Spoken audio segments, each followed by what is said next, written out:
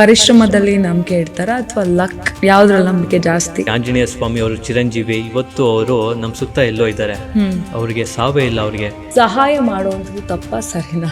ಇವಾಗ ಆ ವ್ಯಕ್ತಿ ಅಯ್ಯೋ ನನ್ಗೆ ಆಗೋಯ್ತಲ್ಲ ಅಂತಂದ್ರೆ ಯಾವುದೋ ಒಂದು ದೊಡ್ಡ ಅಪಘಾತದಿಂದ ಅವರು ತಪ್ಪಿಸ್ಕೊಂಡ್ ಬಂದಿದ್ದಾರೆ. ಎಲ್ಲೋ ಏನೋ ಕಾಲೇ ಹೋಗುವಂಥದ್ದು ಸಣ್ಣ ಇದರಲ್ಲಿ ಹೋಗಿರುತ್ತೆ. ದೇವ್ರ ಮೇಲೆ ಎಷ್ಟು ನಂಬಿಕೆ ಇದೆ ಭರತ್ ಅವ್ರಿಗೆ? ಕರಾಗ್ರೆ ವಸತಿ ಲಕ್ಷ್ಮಿ, ಕರಮಧ್ಯೆ ಸರಸ್ವತಿ, ಕರಮೂಲೆ ಸ್ಥಿತೇ ಗೌರಿ, ಪ್ರಭಾತೆ ಕರ ದರ್ಶನಂ. ಇನ್ ಭರತ್ ಅವರು ಪರಿಶ್ರಮದಲ್ಲಿ ನಂಬಿಕೆ ಇಡ್ತಾರ ಅಥವಾ ಲಕ್ ಯಾವ್ದ್ರಲ್ಲಿ ನಂಬಿಕೆ ಜಾಸ್ತಿ? ಹಾರ್ಡ್ ವರ್ಕ್ ನಂಬ್ತೀರಾ, ಲಕ್ ನಂಬ್ತೀರಾ ಅಂತ ತುಂಬ ಚೆನ್ನಾಗಿದೆ ಕ್ವಶನ್. ನೋಡಿ, ಇವಾಗ ಹಾರ್ಡ್ ವರ್ಕ್ ತುಂಬ ಇಂಪಾರ್ಟೆಂಟು. ಹಾರ್ಡ್ ವರ್ಕ್ ಹೇಗೆ ಅಂದರೆ 75%, ಲಕ್ ಒಂದು 25% ಅಷ್ಟೇ. ಇವಾಗ ಒಬ್ಬ ವ್ಯಕ್ತಿ ಒಂದು ಟಾಪ್ ಬೆಟ್ಟ ರೀಚ್ ಮಾಡಬೇಕು ಅಂತಂದರೆ ಅವನ ಪರಿಶ್ರಮ ಎಲ್ಲ ಪಟ್ಟು ಒಂದು 75% ರೀಚ್ ಮಾಡೋಕ್ಕಾಗುತ್ತೆ ಅಂತಂದ್ರೆ ಇನ್ನು 25% ಮಾಡೋಕ್ಕಾಗಲ್ಲ. ಆಗ 75% ರೀಚ್ ಮಾಡಿ ಅಲ್ಲಿ ನಿಂತ್ಕೊಂಡು ಕುತ್ಕೊಂಡು ರೆಸ್ಟ್ ತೊಗೊಂತಿರ್ತಾನೆ. ಅವಾಗ ಸಡನ್ನಾಗಿ ಆ ವ್ಯಕ್ತಿಗೆ ಒಂದು ಸಿಂಹ ಕಾಣಿಸುತ್ತೆ. ಅದು ನೋಡಿದ ತಕ್ಷಣನೇ ಆ ವ್ಯಕ್ತಿ ಓಡೋಕ್ಕೆ ಶುರು ಮಾಡ್ತಾರೆ. ಓಡಿ ಓಡಿ ಓಡಿ ಹಿಂದೆ ನೋಡಲ್ಲ. ಅವ್ರ ಶಕ್ತಿ ಇಲ್ಲ ಅಂದ್ರೂ ಅವ್ರು ಹೇಗೋ ಒಂದು ಪುಷ್ ಮಾಡಿ ಅವರು ರೀಚ್ ಮಾಡ್ತಾರೆ. ಈ 75% ಅವ್ರು ಏನು ಕ್ಲೈಮ್ ಮಾಡಿರ್ತಾರೆ ಅದು ಅವ್ರ ಹಾರ್ಡ್ ವರ್ಕು. ಇನ್ನು 25% ಇದೆಯಲ್ಲ ಅದು ಸಿಂಹ ರೀತಿ ಅವ್ರಿಗೆ ಕಾಣಿಸಿ ಅವರು ಮೇಲೆ 25% ರೀಚ್ ಮಾಡೋಕ್ಕೆ ಸಾಧ್ಯ ಆಗುತ್ತೆ. ಅವರು ಆಗ ಅವರು ಗೋಲ್ ಅಚೀವ್ ಮಾಡೋಕ್ಕೆ ಸಕ್ಸಸ್ ಆದರು. ಓಕೆ, ಸೊ ಅದು ಎರಡು ಇಂಪಾರ್ಟೆಂಟ್ ಆಗುತ್ತೆ, ಬಟ್ ಜಾಸ್ತಿ ಹಾರ್ಡ್ ವರ್ಕ್ ಇಂಪಾರ್ಟೆಂಟ್ ಆಗುತ್ತೆ ಅಂತ ನಿಮ್ಮ ಇದು ಭಗವದ್ಗೀತೆದಲ್ಲೂ ಉಲ್ಲೇಖನ ಆಗಿದೆ. ಅರ್ಜುನ ಅವ್ರು ಕೇಳ್ತಾರೆ ಶ್ರೀಕೃಷ್ಣ ಪರಮಾತ್ಮನ ಹತ್ರ, ನಮ್ಮ ಹಣೆ ಬರ ಮುಂಚೆನೆ ಬರ್ದಿದ್ರೆ ನಾವು ತಗೊಳ್ಳುವಂಥ ನಿರ್ಧಾರಕ್ಕೆ ಏನು ಬೆಲೆ ಇರುತ್ತೆ, ಏನು ವ್ಯಾಲ್ಯೂ ಇರುತ್ತೆ. ಆಲ್ರೆಡಿ ಡೆಸ್ಟಿನಿ ಬರ್ದಿದ್ರೆ ನಾನೇನು ಕಷ್ಟಪಡಬೇಕು ಅಂತ. ಅವರು ತುಂಬ ಸುಂದರವಾಗಿರೋದೊಂದು ಸ್ಟೋರಿ ಹೇಳ್ತಾರೆ. ಒಬ್ಬ ರೈತ ಮಳೆ ಬರಲಿಲ್ಲ ಅಂದರೆ ಅವ್ರ ಹತ್ರ 2 ಆಪ್ಷನ್ ಇರುತ್ತಂತೆ. ಒಂದು ಆಪ್ಷನು ಬೀಜ ಬಿತ್ತನೆ ಮಾಡೋದು, ಇನ್ನೊಂದು ಆಪ್ಷನ್ ಸುಮ್ಮನೆ ಕೈ ಕೊಟ್ಕೊಂಡು ಸುಮ್ಮನೆ ಇರೋದು. ಸೊ ಮಳೆ ಬರೋದು ಬಿಡೋದು ರೈತನ ಕೈಯಲ್ಲಿಲ್ಲ. ಮಳೆ ಬಂದರೆ ಕೈ ತುಂಬ ಅವ್ರಿಗೆ ಎಲ್ಲ ಸಿಗುತ್ತೆ, ಅವ್ರು ಏನೇನು ಬೆಳೆದಿದ್ದಾರೋ ತುಂಬ ಸಿಗುತ್ತೆ. ಮಳೆ ಬರಲಿಲ್ಲ ಅಂತಂದರೆ ಅವ್ರ ಕೈಗೆ ಏನು ಸಿಗಲ್ಲ. ಸೊ ಹಾಗಾಗಿ ನಾವು ಪಡುವಂಥ ಶ್ರಮ, ಹಾರ್ಡ್ ವರ್ಕ್ ನಾವು ಪಡ್ತಾ ಹೋಗ್ಬೇಕು. ಲಕ್ ಅನ್ನೋದು ಮಳೆ ರೀತಿ ನಮಗೆ ತಂದ್ಕೊಡುತ್ತೆ ಅಂತ ಹೇಳ್ತಾರೆ. ಸೊ ಇದು ಭಗವದ್ಗೀತೆಲ್ಲೂ ಹೇಳ್ಬಿಟ್ಟಿದ್ದಾರೆ. ಹೌದು, ತುಂಬ ಚೆನ್ನಾಗಿ ಹೇಳಿದ್ದಾರೆ. ಓಕೆ, ಸೊ ಅಂದರೆ ಭಗವದ್ಗೀತೆ ಎಲ್ಲ ಫಾಲೋ ಮಾಡ್ತಿರ್ತೀರಾ ಭರತ್? ಯಾವುದಾದ್ರು ಒಂದು ತುಂಬ ಲೈನು ನನಗೆ ಇಷ್ಟ ಆಯಿತು ಅಂತಂದರೆ ಆ ಲೈನು, ಆ ಸ್ಟೋರಿ ನಾನು ಜನಗಳಿಗೆ ತಿಳ್ಸೋಕ್ಕೆ ಇಷ್ಟಪಡ್ತೀನಿ. ಓಕೆ, ಮತ್ತೆ ಯಾವುದಾದ್ರೂ ಹೇಳ್ಬೋದಾ? ತುಂಬ ಇದೆ, ನಾನು ವಿಡಿಯೋಸ್ ತುಂಬ ಮಾಡಿದ್ದೀನಿ. ಸಡನ್ನಾಗಿ ಬರಲ್ಲ. ಅಥವಾ ನಿಮಗೆ ತುಂಬ ನಂಗೆ ಇಷ್ಟ ಆಯಿತು ಭಗವದ್ಗೀತೆಯಲ್ಲಿ ಇದು ಅಂತ ಅನ್ನುವಂಥದ್ದು? ಇದೊಂದು ತುಂಬ ಇಷ್ಟ ಆಗಿದೆ. ಮತ್ತು ನಾನು ಈ ಶ್ಲೋಕ ಇದೆಲ್ಲ ಹೇಳ್ತಿರ್ತೀನಿ. ಸೊ ಯಾರಿಗೂ ಇದು ಮಾಡಬಾರ್ದು ಅಂತ, ತುಂಬ ಆನೆಸ್ಟ್ ಆಗಿರಬೇಕು. ನೋಡಿ, ಕೆಲವರು ನಮ್ಮ ಫೇಸ್ ನೋಡ್ತೀರಾನೇ ಹೇಳ್ಬಿಡ್ತಾರೆ ನಾವು ಎಷ್ಟು ಒಳ್ಳೆಯವರು. ಕೆಲವರು ಅವ್ರ ಮನ್ಸೇನು ಅಂತ ಫೇಸಲ್ಲೇ ಹೇಳ್ಬಿಡ್ತಾರೆ.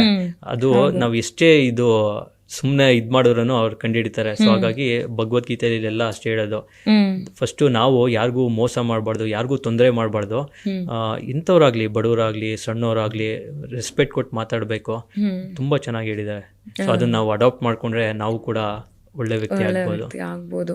ಅಂದರೆ ಸುಮ್ಮನೆ ಕ್ಯಾಶುವಲ್ ಆಗಿ ಈಗಿನ ಒಂದು ಸೋಷಿಯಲ್ ಮೀಡಿಯಾ ಜಗತ್ತಿನಲ್ಲಿ ಬರೀ ನಾವು ನಮ್ಗೇನು ಇಷ್ಟ ಅದನ್ನು ಮಾಡೋಕ್ಕಿಂತ ಸ್ಪಿರಿಚುವಲ್ ಆಗಿ ಅಥವಾ ಭಗವದ್ಗೀತೆ ಓದೋವಂಥದ್ದು, ಸೊ ಇದನ್ನೆಲ್ಲ ಹಾಕೊಂತಿದ್ರೆ ಮೇ ಬಿ ಲೈಫ್ ಚೇಂಜಸ್ ಆಗ್ತಾ ಇರುತ್ತೆ ಅನ್ಸುತ್ತಲ್ಲ.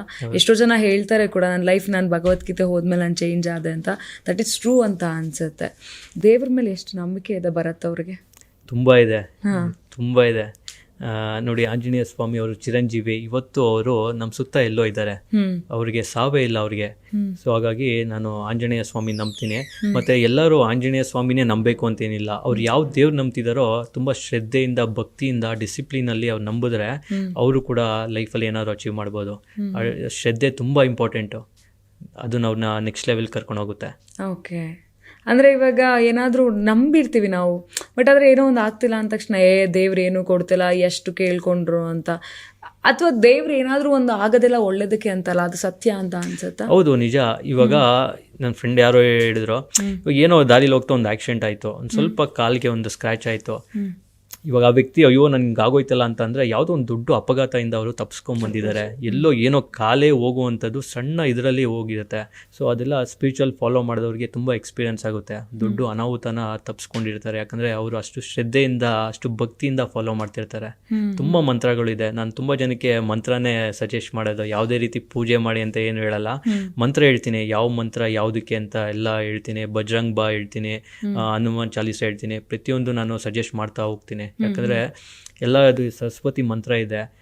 ಕರಾಗ್ರೆ ವಸತಿ ಲಕ್ಷ್ಮಿ, ಕರಮಧ್ಯೆ ಸರಸ್ವತಿ, ಕರಮೂಲೆ ಸ್ಥಿತೇ ಗೌರಿ, ಪ್ರಭಾತೆ ಕರದರ್ಶನಂ. ಸೊ ಅದೆಲ್ಲ ನಮ್ಗೆ ಗೊತ್ತಿಲ್ಲದ್ರೆ ನಮ್ಮ ದೇಹದಲ್ಲೇ ಒಂದು ಎನರ್ಜಿ ಫಾರ್ಮ್ ಆಗುತ್ತೆ.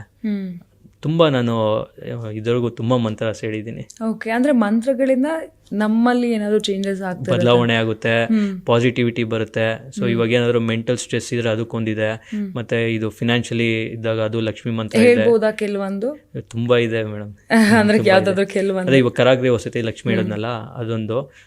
ಇದು ನೋಡಿ, ಇದು ನಾನು ಹೇಳಿದ್ನಲ್ಲ ಹನುಮಾನ್ ಚಾಲೀಸ, ಆರ್ಥಿಕವಾಗಿ, ದೈಹಿಕವಾಗಿ, ಮಾನಸಿಕ ಮೂರು ಕೂಡ ಸ್ಟ್ರಾಂಗ್ ಆಗ್ಬೋದು ಇದೊಂದು ಫಾಲೋ ಮಾಡಿದ್ರೆ. 21 ಡೇಸ್ ಯಾರಿಗೆ ಏನೇ ಸಮಸ್ಯೆ ಇರಲಿ 21 ಡೇಸ್ ಫಾಲೋ ಮಾಡಿ. ನಾನು ತುಂಬ ಜನಕ್ಕೆ ಇದನ್ನೇ ಹೇಳೋದು, ಯಾವುದೇ ಕೇಳಿದ್ರು ಫಸ್ಟ್ ಇದು ನೀವು ಫಾಲೋ ಮಾಡಿ, ನಿಮ್ಗೆ 100% ರಿಸಲ್ಟ್ ಬರುತ್ತೆ ಅಂತ. ಹನುಮಾನ್ ಚಾಲೀಸ್ನ ಡೈಲಿ 21 ದಿನ ನಾನು ಕಣ್ಣು ಮುಚ್ಕೊಂಡು ಜಸ್ಟ್ 2 ಮಿನಿಟ್ಸ್ ಬುಕ್ ನೋಡಿದಿರಾನೆ ಹೇಳ್ತೀನಿ. ಸಿನ್ಸ್ ಲೈಕ್ 2 years ಇಂದ ಫಾಲೋ ಮಾಡಿದ್ದೀನಲ್ವಾ, ಕಂಪ್ಲೀಟ್ ಆಗಿ ಹನುಮಾನ್ ಚಾಲೀಸ ಅಂದರೆ 40 ಲೈನ್ಸ್ ಬರುತ್ತೆ. 40 ಲೈನ್ಸಲ್ಲಿ ಒಂದೊಂದು ಕೂಡ ಅಷ್ಟು ಅದ್ಭುತವಾಗಿದೆ. ಅಲ್ಲಿ 11 ಟೈಮ್ಸ್ ಶ್ರೀರಾಮನ ಬಗ್ಗೆ ಪ್ರಾರ್ಥನೆ ಬರುತ್ತೆ. ಅದರಲ್ಲೂ 11 ಟೈಮ್ಸ್ ಶ್ರೀರಾಮನ ಹೆಸರು ರಿಪೀಟ್ ಆಗುತ್ತೆ. ತುಂಬ ಪವರ್ಫುಲ್ ಮಂತ್ರ. ಓಕೆ, ಸೊ ಮಂತ್ರಗಳಿಂದನೂ ಕೂಡ ಏನಾದರೂ ಒಂದು ಚೇಂಜಸ್ ಆಗ್ತಾ ಇರುತ್ತೆ ಅಂತ. ದೇವರು ಪೂಜಿಸೋದಕ್ಕಿಂತ ಮಂತ್ರದಲ್ಲಿ ಜಾಸ್ತಿ ನಂಬಿಕೆ ಇದೆ ಅಂತ ಹೇಳ್ತಿದ್ದೀರಾ. ಇನ್ನು ಭರತ್, ನಾನು ಇದನ್ನು ಕೇಳಲೇಬೇಕು, ಸಹಾಯ ಮಾಡುವಂಥದ್ದು ತಪ್ಪಾ ಸರಿನಾ? ನಾನು ಹೇಳೋದು, ಪ್ರತಿಯೊಬ್ಬರು ವ್ಯಕ್ತಿ ಅವರು ಈ ಭೂಮಿ ಮೇಲೆ ಅಂತ ಹುಟ್ಟಿದರೆ ಅವ್ರ ಕರ್ಮ ಏನಿದೆಯೋ ಅದು ಕಳಿಬೇಕು. ಇವಾಗ ನಾನು ಒಬ್ಬ ತಂದೆಯಾಗಿ, ಮಗನಾಗಿ ಏನು ಕರ್ತವ್ಯ ಇದೆಯೋ ಆ ಕರ್ತವ್ಯ ಕಂಪ್ಲೀಟ್ ಮಾಡಬೇಕು. ಒಂದು ಸ್ಟೋರಿ ಇದೆ, ಬ್ಯೂಟಿಫುಲ್ ಸ್ಟೋರಿ, ತುಂಬ ಹೆಲ್ಪ್ ಮಾಡಬೇಕಾ ಏನು ಅಂತ. ಒಂದು ಕುದುರೆಗೆ ತುಂಬ ಕಾಯಿಲೆ ಬಂದಿರುತ್ತೆ, ಅದು ಎದೊಳ್ತಿರಲ್ಲ. ಅದಕ್ಕೆ ಅವ್ರ ಮಾಲೀಕ ಅದನ್ನು ನೋಡ್ಸೋಕ್ಕೆ ಅಂತ ಡಾಕ್ಟರ್ ಕರೆಸಿರ್ತಾರೆ. ಅವರು ಡಾಕ್ಟರ್ ಹೇಳ್ತಾರೆ, ಒಂದು ಮೆಡಿಸನ್ ಕೊಡ್ತೀನಿ, ಒಂದು ವೀಕಲ್ಲಿ ಏನಾದರೂ ರೆಡಿ ಆದರೆ ಇಡೀ, ಆಮೇಲೆ ಇಲ್ಲ ಅಂತಂದರೆ 1 ವೀಕ್ ಆದಮೇಲೆ ಸಾಯಿಸ್ಬಿಡಿ ಅಂತ ಹೇಳ್ತಾರೆ. ಇದನ್ನೆಲ್ಲ ಒಂದು ಮೇಕೆ ದೂರದಲ್ಲಿ ಕೇಳಿಸ್ಕೊತಾ ಇರುತ್ತೆ. ಸೊ ಆಗ ಎಲ್ಲ ಹೋದ್ಮೇಲೆ ಮೇಕೆ ಬಂದು ಕುದುರೆಗೆ ಹೇಳುತ್ತೆ, ನೋಡು ನೀನು ಬೇಗ ಗುಣ ಆಗೋ, ಇಲ್ಲ ಅಂತಂದರೆ ನೀನು ಸಾಯಿಸ್ಬಿಡ್ತಾರೆ ಅಂತ ಬಂದು ಹೇಳ್ತಾ ಇರುತ್ತೆ. ಅದು ಆದರೂ ಅದಕ್ಕೆ ಗುಣ ಆಗಲ್ಲ. ಅವಾಗ 1 ವಾರ ನೋಡಾದ್ಮೇಲೆ ಅವ್ರ ಮಾಲೀಕ ನೋಡ್ತಾನೆ, ಸರಿ ಆಯಿತು ಇದೇನು ಇದಾಗ್ತಿಲ್ಲ, ನಾನು ವಿಷ ತೊಗೊಂಬರ್ತೀನಿ ಅಂತ ಹೋಗ್ತಾನೆ. ಅದನ್ನು ಮೇಕೆ ನೋಡಿದ ತಕ್ಷಣ ಹೋಗಿಡುತ್ತೆ, ನೋಡು ಇವತ್ತು ನಿನ್ನ ಲಾಸ್ಟ್ ದಿನ, ಇವತ್ತು ನೀನು ಏನಾದರೂ ಎದ್ದಿಲ್ಲ ಅಂತಂದರೆ ನೀನು ಸಾಯಿಸ್ಬಿಡ್ತಾರೆ, ಎದ್ದೇಳು ಅಂತ ತುಂಬ ಫೋರ್ಸ್ ಮಾಡಿ ಪುಷ್ ಮಾಡಿ ಎದ್ದೊಳಿಸುತ್ತೆ. ಮಾಲೀಕ ಬರ್ತಾನೆ, ನೋಡಿದ್ರೆ ಎದ್ದು ನಿಂತ್ಬಿಟ್ಟಿರುತ್ತೆ. ಆಮೇಲೆ ಅದು ಓಡೋಕ್ಕೆ ಶುರು ಮಾಡುತ್ತೆ. ಮಾಲೀಕಂಗೆ ತುಂಬ ಖುಷಿಯಾಗೋಗುತ್ತೆ, ಅಯ್ಯೋ ನನ್ನ ಕುದುರೆ ಓಡ್ತಿದೆಯಲ್ಲ ಅಂತ ಖುಷಿಯಾಗಿ ಅಲ್ಲೆಲ್ಲ ಇರೋನೆಲ್ಲ ಕರೆದ್ಬಿಟ್ಟು, ಇವತ್ತು ನಾನು ತುಂಬ ಖುಷಿಯಾಗಿದ್ದೀನಿ, ಈ ಮೇಕೆನ ಕಟ್ ಮಾಡಿಬಿಟ್ಟು ಎಲ್ಲರಿಗೂ ನಾನ್ ವೆಜ್ ಮಾಡಿ ಅಂತ ಹೇಳ್ತಾರೆ. ಸೊ ಹಾಗಾಗಿ ಒಳ್ಳೇದು ಮಾಡಬೇಕು, ಆದರೆ ನಮಗೆ ತೊಂದರೆ ಆಗೋ ರೀತಿ ಒಳ್ಳೇದು ಮಾಡಬಾರ್ದು ಅಂತ ಅದರಲ್ಲೂ ಯೋಚನೆ ಮಾಡಬೇಕು. ಹೌದು, ಇವಾಗ ನಮ್ಮ ಫ್ಯಾಮಿಲಿನ ಬಿಟ್ಬಿಟ್ಟು ನಾನು ಫ್ಯಾಮಿಲಿನ ತೊಂದರೆಗೆ ತೇಳ್ಬಿಟ್ಟು ಬೇರೆಯವ್ರಿಗೆ ಒಳ್ಳೇದು ಮಾಡ್ತೀನಿ ಅಂತಂದರೆ ಅದೇನು ನ್ಯಾಯ ಹೇಳಿ? ಫಸ್ಟ್ ನಮ್ಮ ಫ್ಯಾಮಿಲಿಗೆ ನಾವು ಸ್ಟ್ರಾಂಗ್ ಆಗಿ ಸಪೋರ್ಟ್ ಆಗಿರ್ಬೇಕಲ್ವಾ. ಅದಾದ್ಮೇಲೆ ಅದು ಸಹಾಯ ಮಾಡೋದು ತಪ್ಪಿಲ್ಲ. ನಮಗ್ ತೊಂದರೆ ಆಗಿಲ್ಲ ಅಂತಂದ್ರೆ ಮಾಡಿ, ಎಲ್ಲಾರ್ಗೂ ಮಾಡಿ, ಏನ್ ತೊಂದರೆ ಇಲ್ಲ. ಇವಾಗ ನಮಗ್ ತೊಂದರೆ ಮಾಡ್ಕೊಂಡು ಸಹಾಯ ಮಾಡಿದ್ರೆ ಅದು ಸಹಾಯ ಎಲ್ಲ ಆಗುತ್ತೆ. ಇನ್ನು ಭರತ್ ಅವರು ಮಾತಾಡ್ತಾ ಇದ್ವಿ, ನೀವೊಂದು ವಿಡಿಯೋ ಕೂಡ ಮಾಡಿದ್ರಿ, 3 ಗೋಲ್ಡನ್ ರೂಲ್ಸ್ ಆಫ್ ಲೈಫ್. ಅಂದ್ರೆ ಒಂದು ಈ 3 ರೂಲ್ಸ್ನ ಫಾಲೋ ಮಾಡಿದ್ರೆ ನಿಮ್ದು ಲೈಫ್ ಗೋಲ್ಡನ್ ಆಗಿರುತ್ತೆ ಅಂತ. ಸೊ ಯಾವ ರೀತಿಯಾಗಿ ಯಾವ್ದಾದ್ರು ರೂಲ್ಸ್ಗಳನ್ನ ಸಜೆಸ್ಟ್ ಮಾಡ್ಬೋದು? ನಾನು ಸುಮ್ಮನೆ ಓನ್ ಆಗಿ ಮಾಡ್ಕೊಂಡಿರೋಂಥ ರೂಲ್ಸ್ ಹೇಳ್ತೀನಿ. ಆಕ್ಚುಲಿ ಆ ವಿಡಿಯೋ ಕೂಡ ಒಂದು ಸ್ವಲ್ಪ ವೈರಲ್ ಆಗಿತ್ತು. ನಾನು ಹೇಳಿದೆ 3 ಗೋಲ್ಡನ್ ರೂಲ್ಸ್ ಆಫ್ ಲೈಫ್. ನೀವು ಲೈಫಲ್ಲಿ ಏನಾದರೂ ಸಾಧನೆ ಮಾಡದೆ ಹೋಗಿ ಏನೂ ತೊಂದರೆ ಇಲ್ಲ, ಆದರೆ ಈ 3 ರೂಲ್ಸ್ ಫಾಲೋ ಮಾಡಿ ಸಾಕು ಅಂತ ಹೇಳಿದೆ. ಮೊದಲನೇ ರೂಲ್ಸು, ನೀವು ಯಾರಾದ್ರೂ ನಿಮ್ಮನ್ನ ನಂಬ್ಕೊಂಡ್ ಬಂದಿರ್ತಾರಲ್ಲ, ನಂಬ್ಕೊಂಡು ಏನಾದ್ರು ಹೆಲ್ಪ್ ಏನಾದ್ರು ಬಂದಿರ್ತಾರೆ, ಅವ್ರಿಗೆ ಯಾವತ್ತೇ ಆಗಲಿ ದ್ರೋಹ ಮಾಡಬೇಡಿ, ಕೆಟ್ಟ ದಾರಿ ತೋರಿಸ್ಬೇಡಿ. ನಿಮ್ಮ ನಂಬಿರ್ತಾರೆ, ನೀವೇನೇ ಮಾಡಿದ್ರೂ ಅವರು ಮಾಡಿಸ್ಕೊಳಕ್ಕೆ ರೆಡಿ ಆಗಿರ್ತಾರೆ, ಅಂಥವ್ರಿಗೆ ನೀವು ಯಾವತ್ತೂ ಮೋಸ ಮಾಡಬೇಡಿ ಅಂತ ಹೇಳಿದ್ದೆ. ಎರಡನೇದು, ನಿಮ್ಮನ್ನು ಯಾರು ತುಂಬ ಇಷ್ಟಪಡ್ತಾರಲ್ವಾ, ನೀವೇ ಪ್ರಪಂಚ ಅಂತ ಅಂದ್ಕೊಂಡ್ಬಂದಿರ್ತಾರೆ, ಅವ್ರಿಗೂ ಕೂಡ ದ್ರೋಹ ಮಾಡಬೇಡಿ. ಮತ್ತು ಮೂರನೇದು, ನಿಮ್ಮ ಕಷ್ಟದ ಪರಿಸ್ಥಿತಿಲಿ ನಿಮಗೆ ಯಾರು ಸಹಾಯ ಮಾಡಿರ್ತಾರೋ ನಿಮ್ಮ ಕೊನೆ ಉಸಿರೋವರೆಗೂ ನಾವು ಮರಿಬೇಡಿ ಅಂತ ಹೇಳಿದ್ದೆ. ಸೊ ಈ ಒಂದು ರೂಲ್ಸ್ಗಳನ್ನ ಫಾಲೋ ಮಾಡೋದು ಖಂಡಿತವಾಗ್ಲೂ ಹೌದು. ಯಾಕೆಂದರೆ ಹೆಲ್ಪ್ ಮಾಡಿ ತೊಗೊತಾರೆ, ನೆಕ್ಸ್ಟ್ ಮೂಮೆಂಟಿಗೆ ಮರೆತು ಹೋಗ್ಬಿಟ್ಟಿರ್ತಾರೆ ಅದನ್ನು. ಹೌದು, ಅದನ್ನೇ ನಮ್ಮನ್ನ ಇದು ಮಾಡೋದು. ನಾವು ಯಾವತ್ತಾಗಲಿ ಗ್ರ್ಯಾಟಿಟ್ಯೂಡ್ ಆಗಬೇಕು. ನಮ್ಮ ಭಗವಂತ ಇಷ್ಟೆಲ್ಲ ಕೊಟ್ಟಿದ್ದಾನೆ, ಇದಕ್ಕಿಂತ ಇದು ಲೈಫ್ ತುಂಬ ಜನಕ್ಕೆ ಇದಾಗಿರುತ್ತೆ. ನಮ್ಗೆ ಇಷ್ಟೆಲ್ಲ ಕೊಟ್ಟಿದೆಯಲ್ಲ ಅಂತ ಗ್ರ್ಯಾಟಿಟ್ಯೂಡು, ಬೆಳಿಗ್ಗೆ ಎದ್ದಿದ್ದ ಕೂಡಲೇ ದೇವ್ರಿಗೆ ಕೈ ಮುಗಿಯೋದು, ಇವತ್ತು ಒಳ್ಳೆ ಲೈಫ್ ಕೊಟ್ಟಿದೆಯಲ್ಲ ಅಂತ ಹೇಳ್ಕೊಬೇಕು. ಇದೇ ಅಂತಲ್ಲ, ನಾನು ಯಾವತ್ತೇ ಆಗಲಿ ನನ್ನ ಕಷ್ಟದ ಪರಿಸ್ಥಿತಿ ಕೂಡ ನಾನು ದೇವ್ರಿಗೆ ಥ್ಯಾಂಕ್ಸ್ ಹೇಳೋದು ಬಿಟ್ಟಿಲ್ಲ. ಸೊ ಗ್ರ್ಯಾಟಿಟ್ಯೂಡ್ ಆಗಿರ್ಬೇಕು, ಅದು ತುಂಬ ಇಂಪಾರ್ಟೆಂಟು. ಬರೀ ಹೋಗಿ ಕಷ್ಟಗಳನ್ನ ಹೇಳ್ಕೊಂಡಿರ್ತೀನಿ, ನಂಗೆ ಆ ಕಷ್ಟ ಕೊಟ್ಟೆ, ಈ ಕಷ್ಟ ಕೊಟ್ಟೆ ಅಂತ. ಬಟ್ ಅದನ್ನ ಬಿಟ್ಬಿಟ್ಟು ಏನು ನಂಗೆ ಲೈಫ್ ಕೊಟ್ಟಿದೆಯಾ ಅದಕ್ಕೆ ಧನ್ಯವಾದ ಅಂತ ಹೇಳಿದ್ರೆ ಅದನ್ನ ಪಾಸಿಟಿವ್ ಆಗಿರತ್ತೆ ಅನ್ಸುತ್ತೆ. ಹೌದು, ಅವಾಗ ದೇವ್ರಿಗೂ ಖುಷಿ ಆಗುತ್ತೆ. ಏನು ಕೊಟ್ಟಿದ್ದೀರಾ ನೀನು, ಇಷ್ಟೊಂದು ಥ್ಯಾಂಕ್ಸ್ ಹೇಳ್ತಿದ್ಯಲ್ಲ, ನಿನ್ಗೇನೋ ಒಂದು ಕೊಡ್ತೀನಿ, ನಿಂಗೆ ಎಲ್ಲೋ ತೊಗೊಂಡೋಗ್ತೀನಿ ಬಾ ಅಂತಾರೆ. ಎಲ್ಲ ಕೊಟ್ಟು ನನ್ಗೆ ಏನು ಮಾಡಿದ್ಯಾ ನೀನು ಅಂತ ಅಂದರೆ ಅದೇನು ವ್ಯಾಲ್ಯೂ ಇರಲ್ಲ ಅನ್ಸುತ್ತೆ. ಇದನ್ನ ನಂಬ್ತೀರಾ, ಇದ್ದಷ್ಟು ಏನಿದೆ ಅದ್ರಲ್ಲಿ ಖುಷಿ ಆಗಿರ್ಬೇಕು ಅನ್ನೋದನ್ನ? ಹೌದು, ನಿಜ. ನಮಗೆ ನೋಡಿ ಆಸೆಗೆ ಯಾವುದಕ್ಕೂ ಇದು ಅಂತ್ಯ ಇಲ್ಲ. ಏನು ಬಂದ್ರೂ ಸಾಲಲ್ಲ, ಇನ್ನೂ ಬೇಕು ಬೇಕು ಬೇಕು ಅಂತಾನೆ ಇರ್ತಾರೆ. ಸೊ ನಮ್ಗೆ ಏನಿದೆಯೋ ಅದ್ರ ಬಗ್ಗೆ ಅದು ಖುಷಿ ಪಟ್ಟರೆ ಸಾಕು ಅಂತ. ತುಂಬ ಖುಷಿ ಆಗ್ತಾ ಇದೆ. ಯಾಕೆಂದರೆ ಇವತ್ತು ಎಷ್ಟೋ ಜನ ಮಹಿಳೆಯರು ಹೇಳ್ತಾ ಇದ್ರು, ನನಗೆ PCOD ಪ್ರಾಬ್ಲಮ್ ಇತ್ತು ಸರ್, ಥೈರಾಯ್ಡ್ ಪ್ರಾಬ್ಲಮ್ ಇತ್ತು ಸರ್, ಆರಾಮಾಗಿ ನಾನು ಸಣ್ಣ ಆದೆ ಸರ್, ತುಂಬ ಥ್ಯಾಂಕ್ ಯು ಅಂತ ಎಷ್ಟೋ ಜನ ಹೇಳ್ತಾ ಇದ್ರು. ನಿಮಗೆ PCOD ಪ್ರಾಬ್ಲಮ್ ಇರಲಿ, ಥೈರಾಯ್ಡ್ ಪ್ರಾಬ್ಲಮ್ ಇರಲಿ, 100% ನೀವು ಸಣ್ಣ ಆಗಬೇಕು, ಆರೋಗ್ಯದಲ್ಲೂ ಸಮೇತ ತುಂಬ ಚೇತರಿಕೆ ಆಗಬೇಕು ಅಂದರೆ ಪ್ರತಿದಿನ ನಮ್ಮ ಜೀನಿ ಸ್ಲಿಮ್ನ ಯೂಸ್ ಮಾಡಿ. ಯಾಕೆಂದರೆ ಜೀನಿ ಸ್ಲಿಮ್ಮು ಒಂದು ಉತ್ತಮ ಆಹಾರ. ನಿಮಗೆ ಮಾಧ್ಯಮದಲ್ಲಿ ಕೆಲಸ ಮಾಡುವ ಆಸಕ್ತಿ ಇದೆಯಾ? ಹಾಗಾದ್ರೆ ಕರ್ನಾಟಕ ಟಿವಿ ಡಿಜಿಟಲ್ ಮೀಡಿಯಾದಲ್ಲಿದೆ ನಿಮಗೆ ಒಳ್ಳೆಯ ಅವಕಾಶ.